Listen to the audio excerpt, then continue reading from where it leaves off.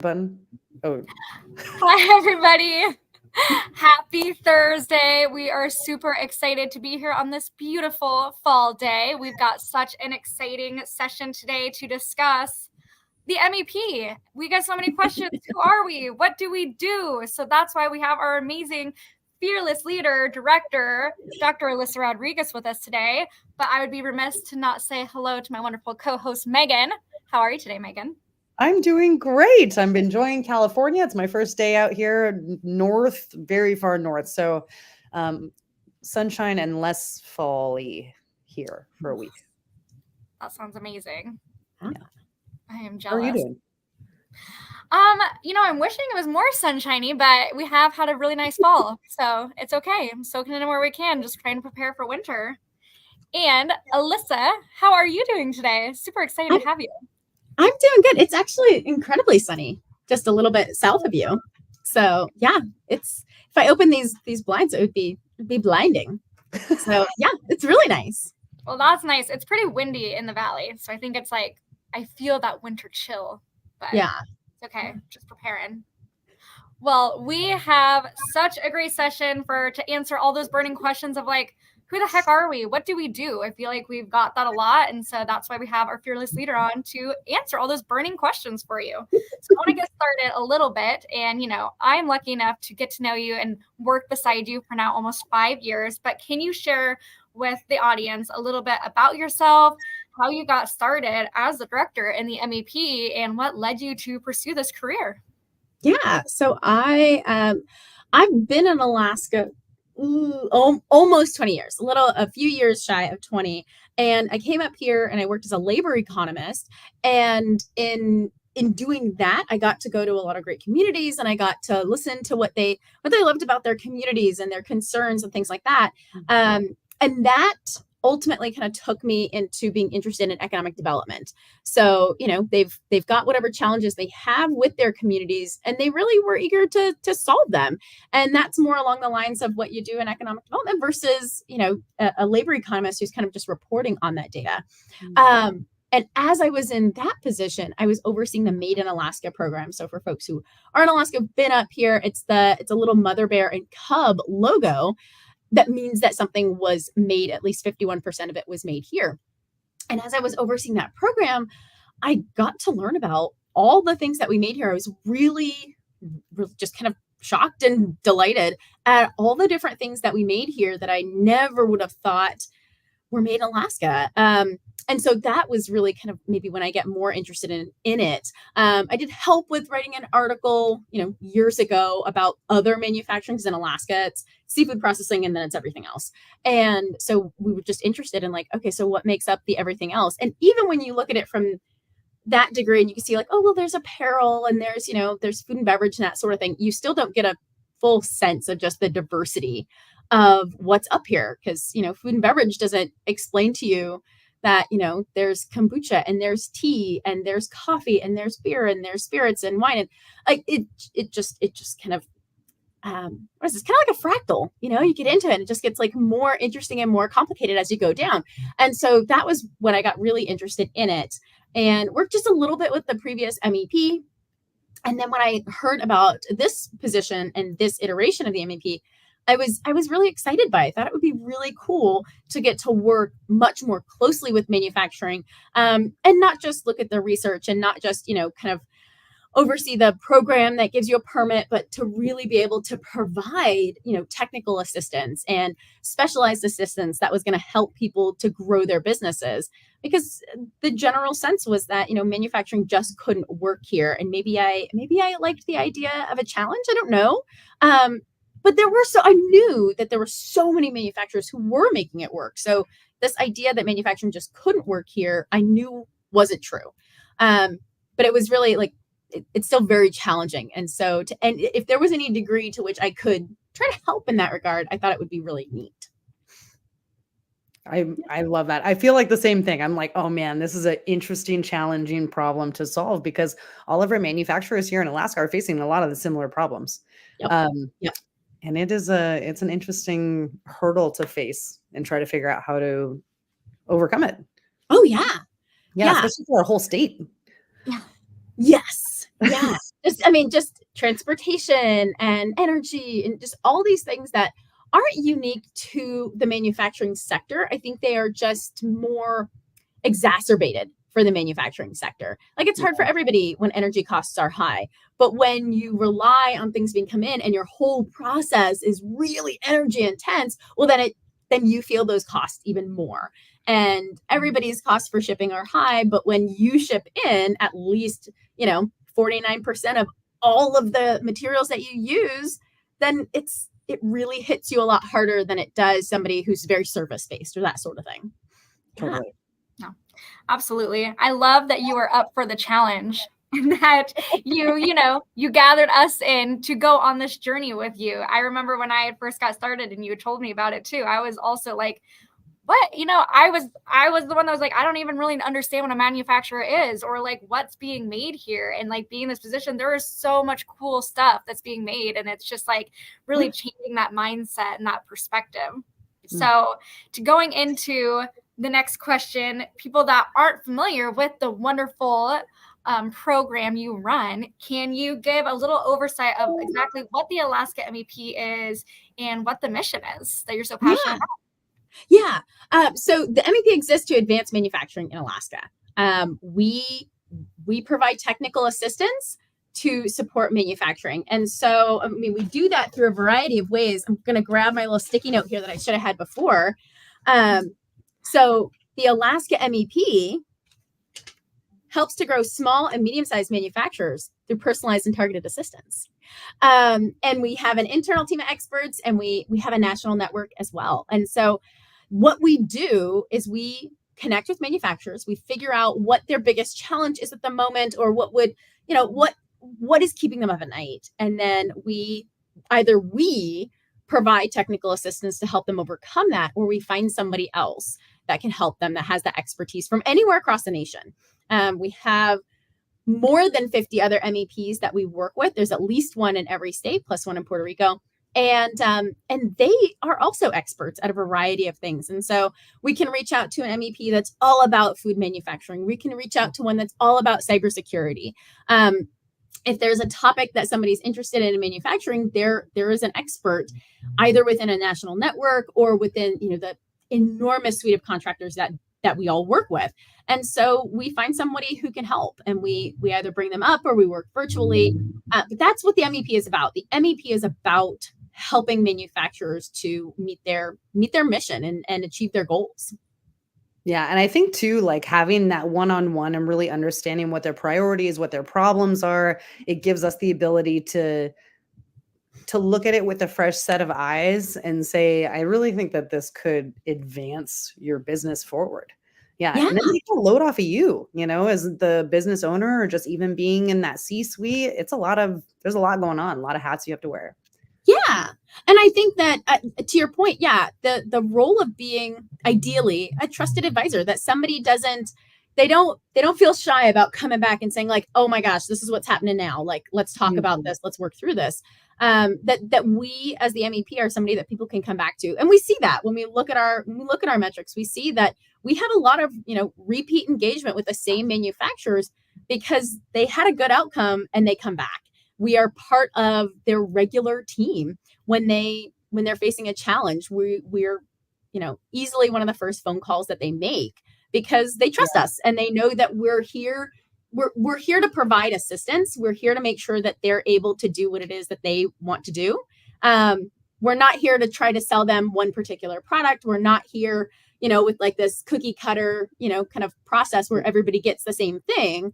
It's very much targeted to whatever it is that they need. The needs up in Fairbanks are different than the needs in Southeast Alaska, different than the peninsula, different than Anchorage and the Valley.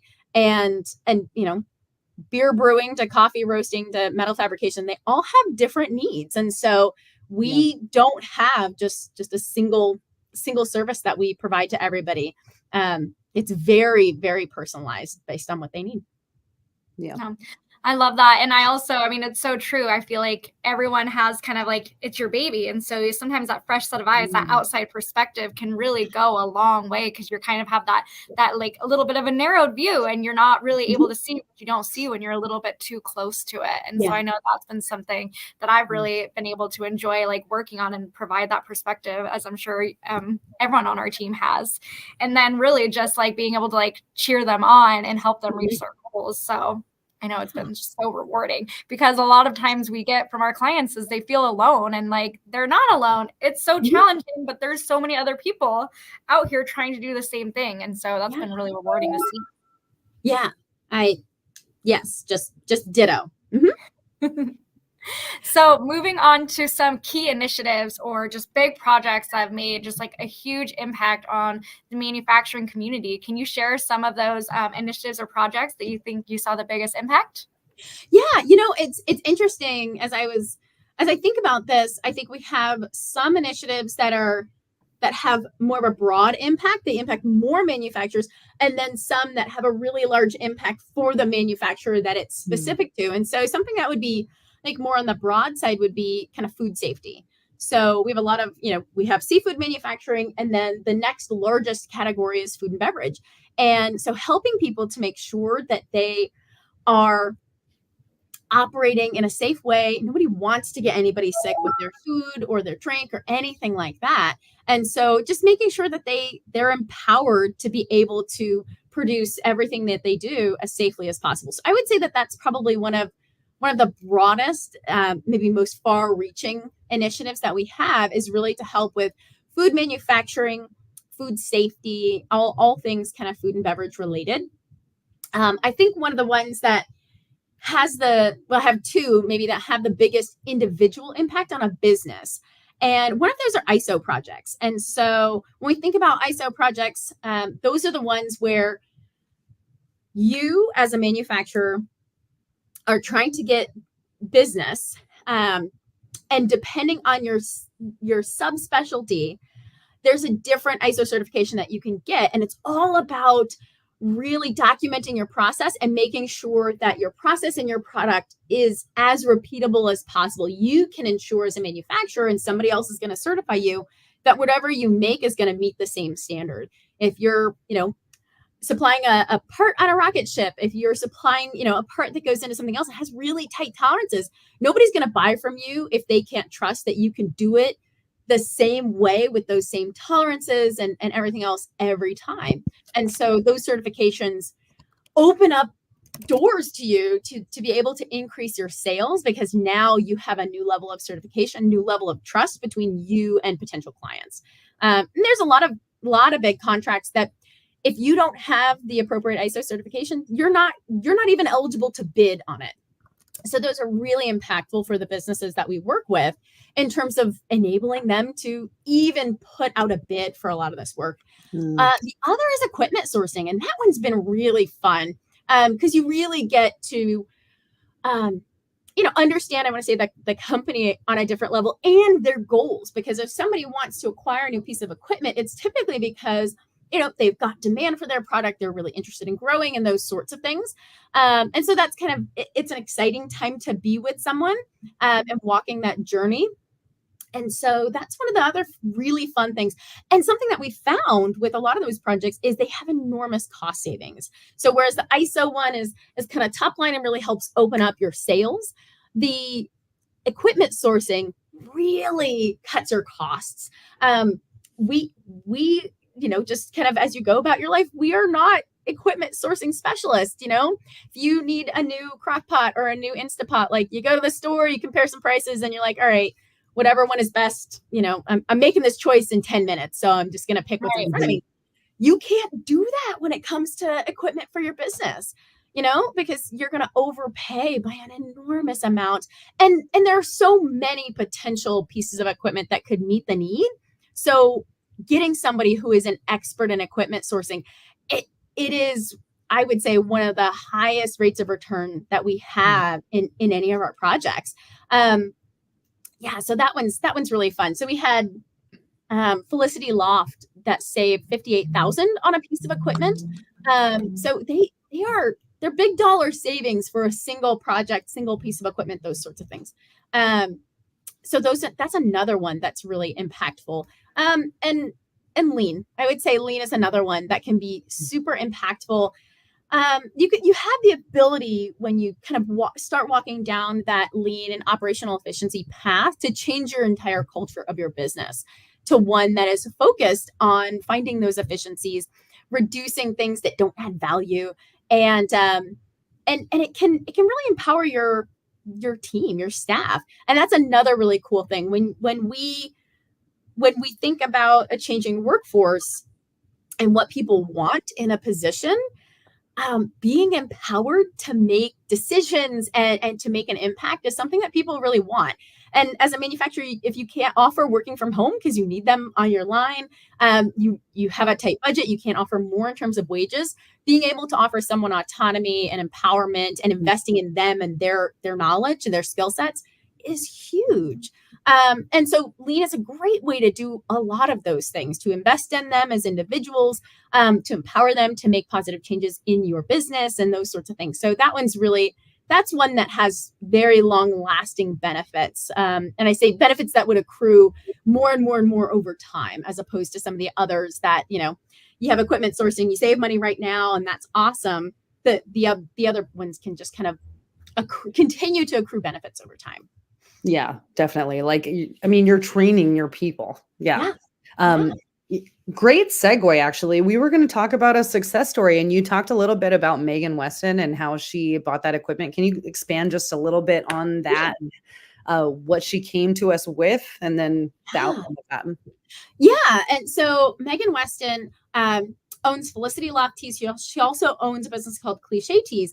And she was packing her tea by hand and just had so much demand that she couldn't meet the demand by packing it by hand. And she came to us with a list of constraints, very reasonable constraints, but a list of constraints as well. So the machine that she was looking for had to be able to, take certain sachets and different things like that. And so she came to us. She already had an idea of a machine that she was interested in, but thought, you know what, I'm just going to see if they can help me with this, if they are able to do more. So she'd already done a lot of legwork when she came to us. And the person that we were using brought her at least, I'm trying to remember now, at least 2 different options, maybe 3 for machines that met her criteria. And they just had different pluses and minuses, presented it all to her in terms of, this is what it can do. These are the constraints. This is why this one might work, might not. Another constraint she had was just the size of her facility, that she couldn't take a machine that was too big, that, the ceiling was only so tall, the doors were only so wide. And so we worked with all of those constraints to be able to say, these are the ones that we think would really fit well for you. She selected one and ultimately saved, I think it was $58,000 compared to the machine that she was going to get. So that was huge. That was huge. Yes. And I think now she's ready for the next larger machine even. So yeah. Wow, that's amazing. Because Cool. what do our manufacturers have? It's like we're Googling things and that's about it. And it's not as specific how many different things are out there for us to look at, research. So having someone that's an expert, this is actually what he does. That's huge. Yep. Yeah. And I think it's that way with a lot of things. We feel so responsible for our businesses, but people also might feel very alone. And so you think that you need to be the one who's doing the Googling, who's doing the research and that sort of thing. When in fact you could reach out to the MEP and say, hey, this is an issue that I'm having. And at a minimum, maybe we can just take away some of that legwork for you. Ultimately, maybe we can find somebody who's an expert, and this is their time to shine. And really help you, as opposed to just us doing some Googling instead. But no. And I feel like what we hear most, Megan knows this better than anyone. Actually, being a manufacturer is like time. Nobody in that you're wearing so many hats, you don't have the time. And so if we can take just a little bit of that, time and give it back to you so they can prioritize, better, like different things with their business. I think that, ultimately will help save some of that legwork and just do it for them. So, yeah. Well, as you said too, like, right, with having that expert, also as a business owner, how much time are you spending researching that might not be the thing. I know I have a problem with pulling the trigger on those really big purchases. So Yeah. making a big purchase for my business, and then it's like, ooh, is this right? Feeling alone, feeling like you don't have anybody to ask, being Yeah. able to just go to someone and, hey, what do you think about this? Mhm. Yeah, it's huge. Yeah. Yeah. Just being a sounding board, which we've done in a lot of Right. cases, Yeah. is just being a sounding board for somebody to kind of talk through their plan, their ideas, and listen and just kind of offer some really pointed questions as well. Because I Mhm. think, Sammy, going back to what you said at the beginning, having that outside perspective, and a healthy sprinkling of maybe honesty or something like that, to just say like, hey, have you thought about this? What's your plan if, and those sorts of things. This is your assumption. What if this is true? And, to be able to thoughtfully challenge, some of our business assumptions, and just help people ask and then answer those hard questions. Yeah. Absolutely. I love thoughtfully challenged. That I love the way you worded that. It's so true. So why is having an organization like the Alaska MEP, I mean, you don't have to persuade us, but why for outsiders, like why is it so crucial to the state's economy, and how does it provide manufacturers like the ripple benefit to other industries and communities in the state? Yeah. I mean, I think so, manufacturing is chronically underestimated in Alaska. We often think that manufacturing just won't work, which isn't true. We have so many manufacturers that have been around for decades and decades in our state, making it work. Not that it's not hard, but I would say that no business is terribly easy. But it's chronically just kind of neglected and pushed aside. I want to say, with I think the exception of seafood processing. Like seafood processing and fishing is so integral to the culture of Alaskans that I think that one isn't maybe quite as ignored. But when we look at our state, we desperately need economic diversification. It's crucial to our state's economy, to our job market, and all of those sorts of things. And so to be able to have a center where people can come to specific to manufacturing really gives the industry legs. It helps them to have someone that they can come to with really specific questions, and get answers and get support. And when we look at other states, even those that are somewhat similar to Alaska, that have had MEPs and for decades, they have much more robust manufacturing industries. And there's a lot of things that are different about our states, but part of it is that they've had somebody there to support, advocate for them, get them assistance, all those sorts of things. So I think it's crucial to our economic development to have and invest in and support another industry. I think the other big thing is, food security. Food security, manufacturing is huge in terms of Alaska's food security. And we know that we are a very food insecure state. And so we can grow a lot of food, we could produce a lot more, but if we can't preserve it, then we're food secure for a very short window. And so being able to process it is critical to our food security, long-term food security. And so I think that's another way in which investing in and supporting manufacturing is so crucial to our state, with something as basic as being able to feed ourselves. Yeah, because we don't want supply chain issues where we're not able to get things into Alaska. That would be a huge challenge. Well, and I think all of us have had the experience where there was a storm or something and a barge didn't come up, and now there's no milk in your store. Now there's no and that's just something small. It's such an inconvenience. But take that and extrapolate it, and there's a lot of stuff that we don't have, and we rapidly lose the ability to feed ourselves. So Right. The seasonality is affects us so big too. And, we can always just draw off what happened this past few years ago, the COVID, the pandemic. I mean, investing in manufacturers was huge. That's when we really kind of got started in our program. And like the manufacturers were the ones pivoting and making critical supplies that our state desperately needed. And so I think just looking back at that, and, thank goodness we're kind of over that wave. But in case something like that happens, it just seems so crucial to be investing in manufacturers that really were able to come together and provide when we really needed it. Absolutely. And Sammy, you bring up such a good point, because I mean, we think about that from a health perspective and, kind of pandemics and that sort of thing. Just being able to have that capacity, we had people who worked with fabric, with plastic, we had people doing these things who were able to pivot. If we didn't have that manufacturing base, small as it is, we wouldn't have had that. There are, hundreds of thousands of masks that we would not have had there, and you can just go on and on with the different types of manufacturers. The swabs, like our ability to test to see if we had COVID, would have been incredibly diminished if we didn't have local manufacturers that were able to pivot and do that. And when we think about national security, the defense sector wants that that capability to exist as well, so that if something were to happen, again, we would have the ability with our local manufacturers to pivot and support. And we really don't. That's just not something we have right now. We don't have enough capacity. And that's a challenge, because if you want, folks to kind of be standing at the ready, but we don't have regular ongoing demand, we have to fix one of these. No, absolutely. So kind of going down to business growth and maybe some startups. What are some service or programs Alaska MEP offer to businesses that are like new to manufacturing, and how can they get started with working with us? Yeah. So, I mean, I really think it depends on kind of how new a business is. We work with a lot of manufacturers that are pretty new.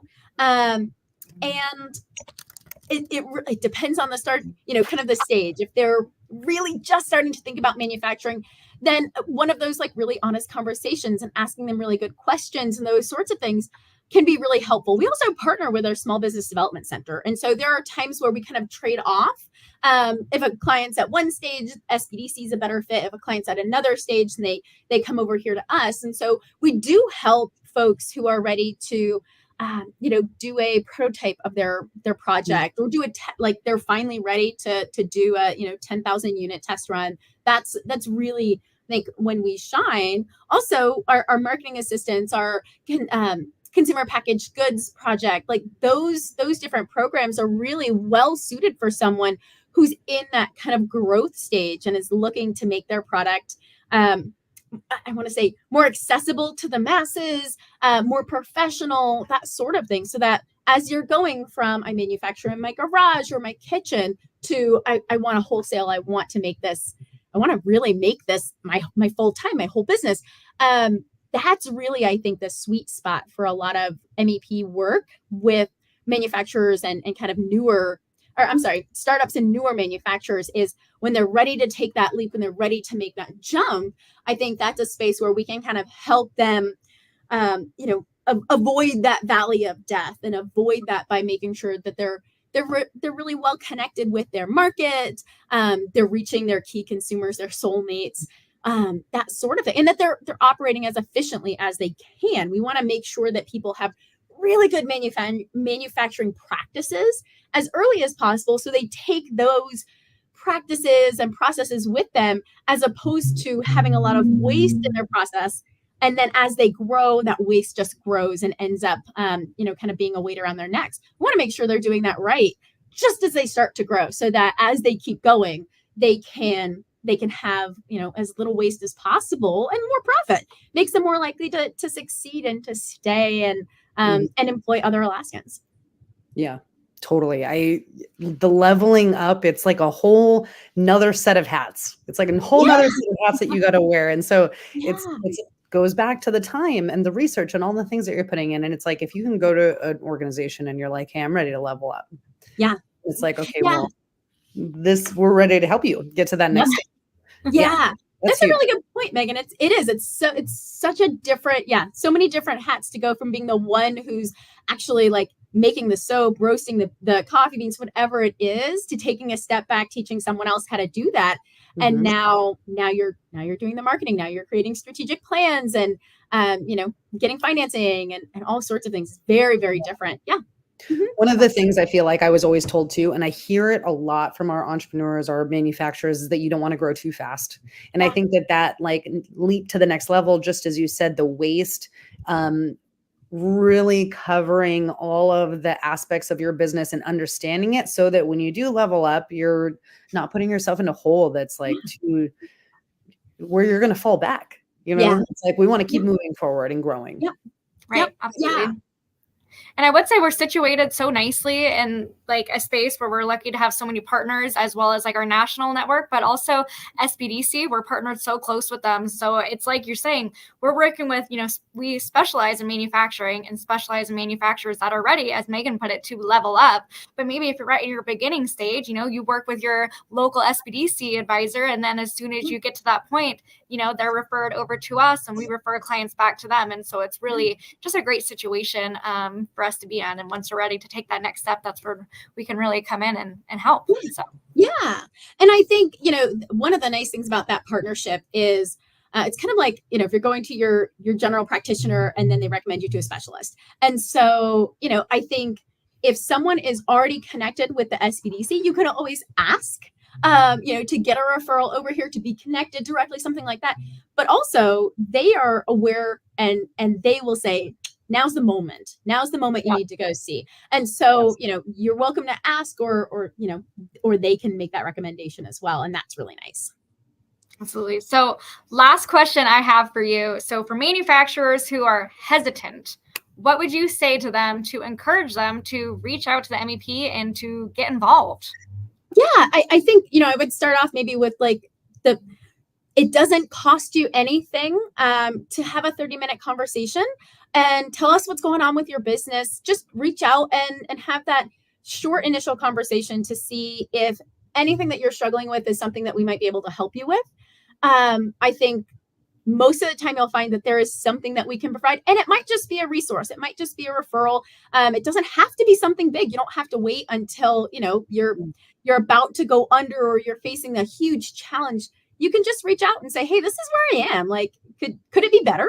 And so I think that's maybe what I would suggest is it doesn't hurt to reach out. We might just ask you some questions about kind of where you are and where you're going. And if nothing else, we establish a connection so that when you're ready to take a leap up, or when you run into something that you could really use some help with, we're here. We already know each other, and we don't have to have that awkward first date. That's done, and we can just move on and get to the fun part. I love it. I agree. I think it goes to a couple things that I think of, right? It's like closed mouths don't get fed. So you got to ask questions. Right. And maybe you don't know what to ask because we only know what we know. Yeah. And if you're new in manufacturing and you're building up this business, it's like, well, you only know what you know. No shame in that. No shame in the game trying to get to the next level. But this is where we don't have to. If we ask for help from our resources around us, like we can really advance a lot further. Yeah, absolutely. Well put. Absolutely. And I feel like it brought my mind, just like back to high school days. It's almost like, we're cheerleaders for our manufacturers. And so it's like, what? You're supporting them, win or lose. We want to hear about your successes. We want to learn about your business. Maybe you don't need something right now, but that doesn't mean it's not worth like learning about a new resource, making that connection, because maybe there's something you don't know. And maybe we're just here to support you and cheer you on in your wins. But then we're also going to be here for you when maybe you're on a losing streak and you need to come in and you need to get that help. We're here for that too. So I love that. Grab our pom-poms. We're here. A fantastic conversation. So I know it was super great to be able to spend time with you, our fearless leader, Alyssa. So thanks so much for coming on the show and really just thank you for having me, answering all the burning questions. And so thank you so much. We do this every other Thursday. So please feel free to join us. We have a great conversation, a bonus live that's going to be happening Thursday on Halloween. So we hope you can join and see you then. Awesome.